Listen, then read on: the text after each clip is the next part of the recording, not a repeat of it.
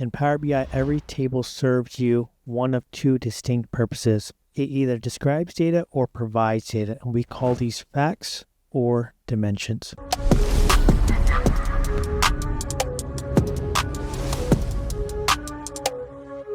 right, so the first thing we're going to do is look at dimension tables. So here we have the branch table within Power BI. So this is defined as a dimension table.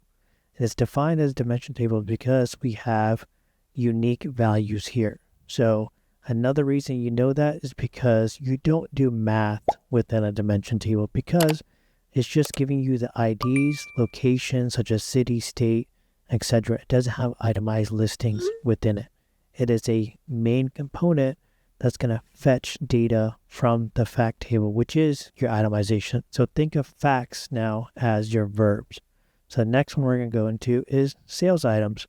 So now here we have different sales items. So we can see the IDs are duplicated. Fact tables have duplicated entries in it, and you're also doing math on top of it, which is why we have the revenue column here. So these tables specifically exist to be calculated. So you can use sum, min, max, etc., all writing your DAX functions based upon tables such as this. Now let's say you're looking at the personnel table here, which is a dimension, because you're doing revenue by salesperson for this example, and you're using the employee name to group the data found in the sales table, right? So it's fetching something from somewhere else that has more greater itemization in it.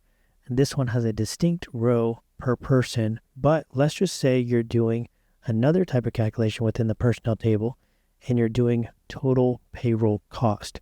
This becomes a fact table. Why? Because you're summing up the salary column here within current personnel. So it's no longer itemized anymore, and it's fetching something else from a different table, which is going to be a dimension table. So it depends on the use case as well on the table that you're looking at on if it's going to be a fact or dimension. But here's your final check, right? So if the table has unique IDs and text descriptions, it's probably going to be a dimension. But if it has IDs and numbers in it, more than likely going to be a fact table. But once you get this down in your schema construct, everything after that is to become easy. With that said, let me know your thoughts down below, y'all. If you learned something new today, and as always, thanks for watching.